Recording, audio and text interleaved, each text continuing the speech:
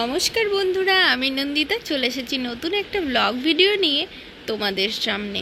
আর এখানে দেখো চলে এসেছি মাতলা নদীর সামনে। তো মাতলা নদীর রূপ দেখে মনে হচ্ছে দীঘার সমুদ্র ওর কাছে কিছুই নয়।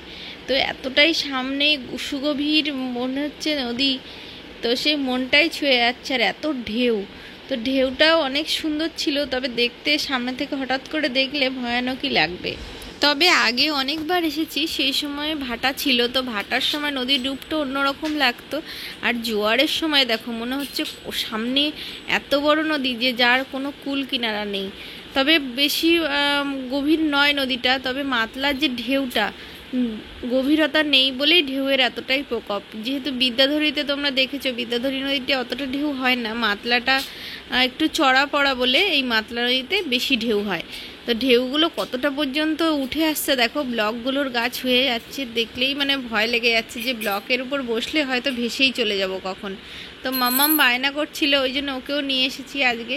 তো এরকম সামনে থেকেও কখনো দেখেনি, আর এই জায়গাটা তোকে নিয়ে আসাই হয়নি, যেহেতু নদীর ধারগুলোতে বাচ্চাদের নিয়ে আসা অনেকটাই না নিয়ে আসাই ভালো, সব থেকেই বেশি ভালো হয়। তো সেই কারণে ও একটু বায়না করছিল বলে বললাম চলো তোমাকে নিয়ে যাই, আর একটু দূরে দূরে থাকতে হবে। আর এখানেই দেখো পাশে গ্রাম, তোমরা আগে যারা ভিডিও দেখেছো তারা তো জানবে, এগুলো তোমাদের অনেক চেনা। আর এখানে দেখো সমস্ত গাছ আছে, নদীর পাশের যেমন গাছ আছে তার সাথে মানুষের বাড়িঘর। এখানে বেশি অংশ বাড়িঘরই কাঁচা মাটির তৈরি। আর এত সুন্দর গাছ চারিদিকে, মানে নদীর এপারটা যেমন সুন্দর আর নদীর ওপারটাও গ্রামের দিকটা আরও সুন্দর, পুরো মন ছুঁয়ে যায়। আর এখান থেকে গাছগুলো এত সুন্দর দেখাচ্ছিল, খেজুর গাছে খেজুর ভরা, কলা গাছে কলা, তারপর তাল গাছে তালের যে ফুল হয় সেগুলোও পড়েছে, কত ভালো লাগছিল দেখতে। তবে বিকালবেলাটা রোদটা এতটাই প্রচুর পরিমাণে ছিল, তো সেই জন্যে দাঁড়ানো যাচ্ছিল না ওখানটায়। তো এখানে যখন বিকাল রোদটা পড়ে যায় তখন মানুষের ভিড় লক্ষ্য করা যায়। তবে আমরা যখন গিয়েছিলাম তখন প্রচুর পরিমাণে রোদ ছিল, রাস্তাটা একেবারেই ফাঁকা শুনশান, সবাই সবার বাড়িতে ঘুমাচ্ছিল, কেউ ভাত খেয়ে সবাই বসেছিল যে যার বাড়িতে। রাস্তার উপরে খুব একটা মানুষের দেখা যায়নি, তবে একটু পরে যখন বিকালটা হলো তখন মানুষের ভিড় চোখে পড়েছে। তো এখান থেকে চলো আমরা একটু হেঁটে হেঁটে যাই। ভালোই লাগছিল এখানে বসে থাকতে, তবে রোদটা বেশি ছিল বলে বেশি অংশ বসে থাকা যাচ্ছিল না। আর এতটাই হাওয়া, যে হাওয়া আমাদের বাড়িতে যদি এসিও থাকে তবু তার হার মানিয়ে দেবে, এত সুন্দর হাওয়া হচ্ছে। আর ঢেউও দেখতে খুব ভালো লাগছিল, শুধু রোদের তাপ এটাই, তাছাড়া কিছুই নয়। এর পাশ থেকে সরু রাস্তা, আর নদীটার সামনে দেখো মনে হচ্ছে এর কোথাও কোনো কুল কিনারা নেই, এই নদীটাই চলে গেছে ঝড়খালিতে। তো এর সামনেই এই মাতলা নদীটা এতটাই দূর পর্যন্ত বিস্তৃত মনে হচ্ছে। তো এর সামনে বঙ্গোপসাগর, সরাসরি মাতলা নদী বঙ্গোপসাগরে মিশেছে। আর এখান থেকেই দেখো আমরা হেঁটে হেঁটে যাচ্ছি, ভালোই লাগছে হাঁটতে। তবে রোদটা তোমাদের আগেই বললাম প্রচুর পরিমাণে রোদ, আর তার উপরে হাওয়ার জন্য মনে হচ্ছে যে রোদটা গায়েই পড়ছে না। তো চলো সামনের দিকে একটু এগিয়ে যাই। সামনের গ্রামগুলো তো ভালোই লাগছিল দেখতে, আর মানে সব রকম মানুষের এখানে তো চাষাবাদও হয় যেমন তেমন, মাছ ধরেও প্রচুর মানুষ থাকে, মাছ ধরেই তাদের জীবনযাপন করে। আর এখানে দেখো ধানের, এখন তো গরমের ধান উঠে গেছে, সেই ধানের খড়গুলো এখানে রাখা আছে। আর অন্য সময় যখন আমরা এসেছি এখানে প্রচুর পরিমাণে গরু বাঁধা থাকে, ওদের বাড়ির যে গৃহপালিত পশু সব কিছু এখানে বাঁধা থাকে। যেহেতু বাড়িঘর একদম নদীর গা ঘেঁষা, সেই জন্য সব কিছু এখানে থাকে। তবে রোদটা ছিল বলে এইসবগুলো খুব একটা চোখে পড়েনি। পরপর যখন বিকাল হলো তখন মানুষের যেমন ভিড় তেমন গরু ছাগল সবাই ঘুরে বেড়াচ্ছিল, একদমই ফাঁকা, চারিদিকে কোনো মানুষের ভিড়ভাট্টা নেই। এরকম পরিবেশ সত্যি মানুষের মন ছুঁয়ে যায়, আর ভালোও লাগছিল। নদীর এখন এমন রূপ, ভাবো যখন সাইক্লোন বা অন্যান্য নদীতে জল বেড়ে যায় তখন কেমন অবস্থা হয়। এখানকার মানুষজনের সত্যি প্রচুর পরিমাণে ক্ষতি হয়, যেহেতু আয়লা বা অন্যান্য সময় আমাদের যেহেতু নদীর ধারে বাড়ি জানি। তবে নদীর ধারে আমাদের বাড়িটা ছোট নদী, তবুও যেমন ক্ষতিটি করেছে, তাহলে ভাবো নদীর যারা বড় নদীর পাশে থাকে তারা কতটা ভয়ঙ্করভাবে থাকে, মানে অনেকটা চিন্তার মধ্যে তাদের জীবনযাপন কাটাতে হয়। এতটাই নদীর যখন সাইক্লোন হয়, নদীর জলের পরিমাণটাও প্রচুর পরিমাণে বেড়ে যায়, তার উপরে ঢেউ, জলটা উপচে উঠেও আসে অনেক সময়। তো সেই কারণে এইখানটায় প্রচুর পরিমাণে ভাঙনকুল সরাসরি যখন মাতলা নদীটা বঙ্গোপসাগরের সঙ্গে মিলিত হয়েছে, তো সরাসরি ঢেউটা এখানে এসে পড়ে। তো সেই কারণে কয়েকদিন আগেই এই বার্তা করা হয়েছে আর এই ব্লগগুলো দেওয়া হয়েছে, যাতে এই জল এসে না মানুষের ক্ষতি করতে পারে। কিন্তু কতটা কি হয় জানি না, তবে ঢেউগুলো দেখে সত্যিই ভয় লাগছে। আগের যে আমরা ছোট থেকে দেখে এসেছি সাইক্লোনগুলো কতটা মানুষের ক্ষতি করেছে, নদীর পাশের মানুষগুলোর বাড়িঘর ভেঙে চলে গেছে, কখনো ফাটল ধরে একেবারেই ধসে চলে গেছে। যেমন আমাদের সুন্দরবনের ঝড়খালিতে কিছুদিন আগে পার্ক একটা জায়গা, সুন্দরবনের যে একটা উদ্যান তৈরি হয়েছিল, সেখান থেকে কিছুটা অংশ এমনভাবেই ফাটল ধরে ভেঙে চলে গেছে। আর তোমাদের বলতে বলতেই দেখো ওই যে ওদেরকে ছেড়ে দেওয়া হয়েছে বিকালবেলা, এখন ওরা ঘুরে ঘুরে ঘাস খাচ্ছে, কোথাও ঘুরে বেড়াচ্ছে, গাছের পাতা, নদীর পাশে যেহেতু অনেক গাছ আছে, ছোট ছোট ঘাস আছে, এগুলো ওরা খুঁটে খুঁটে খায়। তো ওদের এই যে বিকালবেলাটা ঘোরার সময়, এতটা সময় রোদের জন্য ওরা বেরোতে পারছিল না। আর এখানে দেখো আমরা একটু সামনের দিকে এগিয়ে যাচ্ছি। নদীর ব্লকগুলো তোমরা দেখলে যে এইখানটায় বেঁধে রাখা, কিন্তু সামনের দিকে এগিয়ে গেলে তার নদীর অন্য রূপ, যেটা দেখলে মনে হয় সামনে আর কোনো কিছুই নেই, সামনে অনেকটা জঙ্গল, কিছু কিছু জায়গায় গাছ আছে, কিছু কিছু জায়গায় গাছ ধসেও চলে গেছে। সত্যি অনেক সময় এসে ভালো লাগে, মনটা অন্যরকম হয়ে যায়, আবার কিছু কিছু সময় এসে কষ্টও হয় যে কত কিছু ভেঙে চলে যায়, কত কিছু গড়া, কত কিছু ভাঙা, সব নদীর কাছে এসেই দেখা যায়। আর এখানে দেখো ছোট ছোট বাড়িঘর আছে, আর তার সাথে দেখো এখানে ছোট্ট একটা খড়ের বাড়ি। তো এখানেও মানুষজন থাকে, সবাই দুপুরে যেহেতু তোমাদের আগেই বললাম রেস্ট নিচ্ছে। আর এখানে দেখো সাই গাছ, তো সাই বাবলা বলে এগুলো, এগুলো খেতে খুব সুন্দর। তো নদীর পাশে হয়ে থাকে এগুলো, বেশি অংশ নোনা লবণাক্ত মৃত্তিকায় হয়ে থাকে। তো এখান থেকে আমরা হেঁটে একটু নদীর ওই সাইডটায় যাব, যেটা অনেকটা সুন্দর লাগে। দূর থেকে দেখতাম, কখনো যাওয়া হয়নি, তবে নদীর পাশে এসে মনটা ভালো হয়ে যায়, মনে হয় এখানেই থেকে যাই আর ভালো। একঘেয়েমি জীবন থেকে অনেকটা দূরে থাকি, যেখানে শুধুই নিস্তব্ধতা, চারিদিকের কলরব, নদীর ঢেউয়ের কলরব আর চারিদিকের সৌন্দর্য, এটাই মন ছুঁয়ে যায়। জানো, প্রাকৃতিক সৌন্দর্য সব থেকেই বেশি সৌন্দর্য, যেটা মানুষের মন কেড়ে নেয়। তো চলো সামনের দিকে এগিয়ে যাই। আর এখান থেকে অনেকটা দূর পর্যন্ত যাওয়া যায়, নদীর গা ঘেঁষে রাস্তা আছে, ছোট রাস্তা। তো সেই রাস্তা বেয়ে আমরা এখন যাব। তো মাম্মামকে বললাম তো চলো ছোট ছোট রাস্তায়, একদমই সুন্দর রাস্তাগুলো। আর ঢেউগুলো দেখো এমনভাবে এসে উঠছে এখানে, তোমাদের যেহেতু বললাম ভাঙনকুল, তো নদীর ঢেউটা যেন এখানে এসেই আছড়ে পড়ছে, আর যেটা দেখতে অনেকটাই ভয়ঙ্কর। ব্লকগুলো তো ওই জন্যই ভেঙে ভেঙে চলে যায়, জানো, এই ঢেউয়ের জন্য। দেখেই ভয় লাগে যে কখন এই ব্লকগুলো হয়তো ভাঙনের জন্য চলে যাবে নদীর মাঝখানে।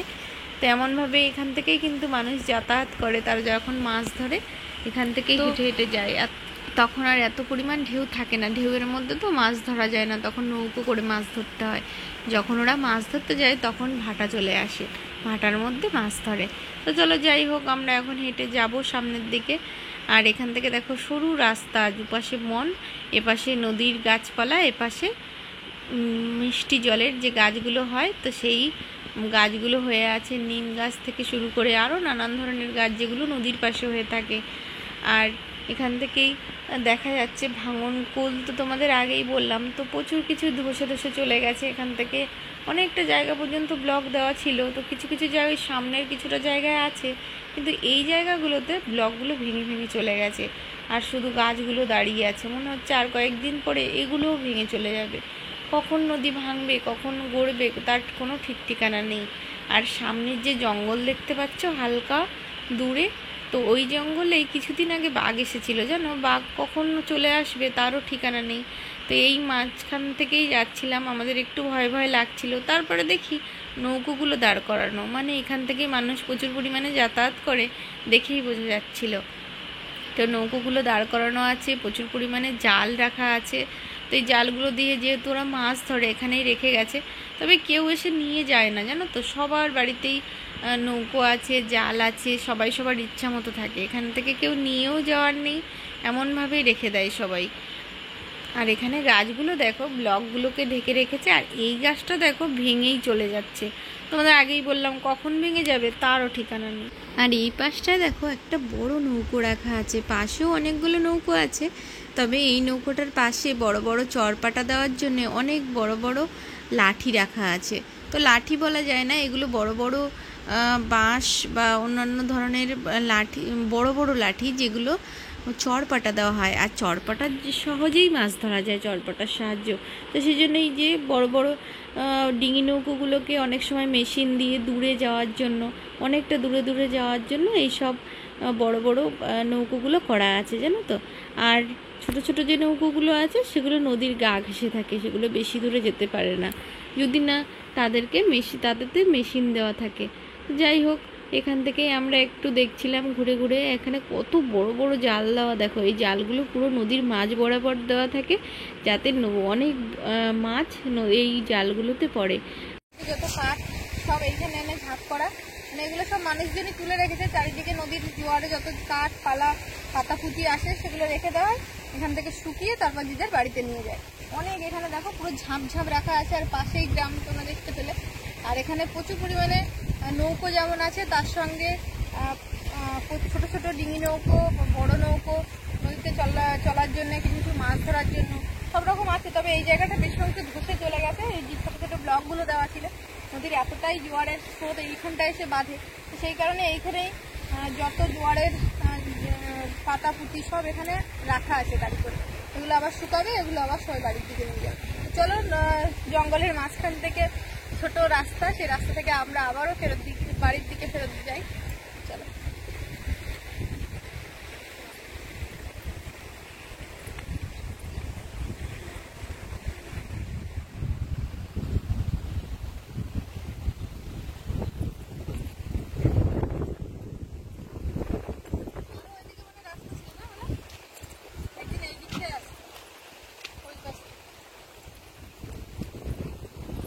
আর বিকালবেলা দেখো সবাই সবার কাজে ব্যস্ত। তোমাদের আগেই বললাম, সবাই যখন বিকালের রোদটা পেরিয়ে গেলে, যখন সন্ধ্যা সন্ধ্যা হয়, সবাই সবার কাজে ব্যস্ত হয়ে পড়ে। এই ব্যস্ততম জীবনের সাথেও নদীটার কত সুমধুর সম্পর্ক বলো তো। ভালোই লাগে এখানে, মনে হয় যেন বাড়িটা যদি আমাদের এখানে থাকতো। এই নদীর এই কলরব সুর শুনতে সত্যিই খুব ভালো লাগে, মনে হয় যেন এখানেই থেকে যাই, মনটা সত্যি ভালো হয়ে যায়।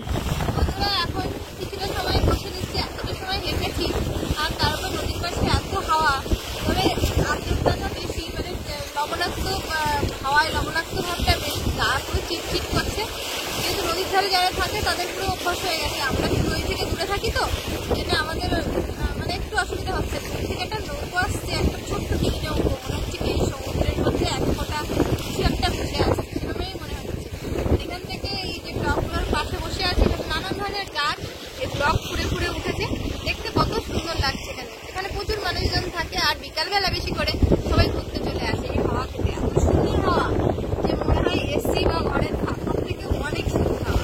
আর সেই ছোট্ট ডিঙি নৌকাটা দেখো ভাসতে ভাসতে ঠিক চলে আসছে, কিন্তু ওতে মেশিন দেওয়া ছিল, সেই জন্য এই এত ঢেউয়ের মধ্যে ওর কোনো অসুবিধা হয়নি আসতে।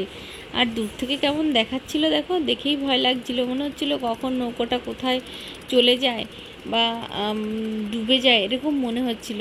আসলে মানুষের মন তো, কখন কি মনে হয় ঠিক নেই, কিন্তু ওদের এই নদীতে এই ছোট নৌকো নিয়ে চলতে চলতে ওদের ঠিক অভ্যাস হয়ে গেছে, ওরা কেমনভাবে চলাফেরা করবে ওরা সবই জানে। তো এমনভাবেই যাচ্ছিল নৌকোটা, ভালো লাগছিল দেখতে। দেখো অনেকটাই সূর্য পড়ে এসেছে, মানে সূর্য অস্ত যাওয়ার সময় এসে গেছে, ভালো লাগছিল। তবে মনটা খারাপ হয়ে যাচ্ছিল বাড়ি যাওয়ার জন্য। তো আবার সেই অনেকটা সন্ধ্যা হয়ে যাচ্ছে, বাড়িতে তো ফিরে যেতেই হবে। তবে এত সুন্দর পরিবেশ থেকে বাড়িতে যেতে মন চাইছিল না একদমই, কিন্তু কিছু করার নেই। সন্ধ্যায় হয়ে গেলে বাড়িতে যেতে অনেকটা অসুবিধা হবে নদীর রাস্তা ধরে, সেই জন্য মাম্মামকে নিয়ে এসেছি, ওই জন্য আরেকটু তাড়াতাড়ি বেরিয়ে পড়লাম। তো অনেকটা সময় কাটিয়েছিলাম, মনটা ভালো হয়ে গিয়েছিল, যেহেতু অনেক দিন নদীর ধারে যাওয়া হয় না, নদীর পাশের ভিডিও করা হয় না। ভিডিও তো অবশ্যই তোমাদের জন্য, কিন্তু মনটা আমাদের ওখানে গিয়ে এতটা মনোরম পরিবেশ দেখে না নিজেদেরকেও অনেকটা ভালো লাগে আর অনেকটা ভালো রাখি। তো যাই হোক, আমাদের বাড়ি যাওয়ার সময় এসে গেছে। আর বন্ধুরা, আজকের ভিডিওটা এই পর্যন্তই। যদি ভালো লেগে থাকে অবশ্যই লাইক কমেন্ট শেয়ার করো, আর যারা নতুন আছো চ্যানেলটিকে সাবস্ক্রাইব করে আমার পাশে থেকো। আর কেমন লাগলো ভিডিওটা অবশ্যই জানিও।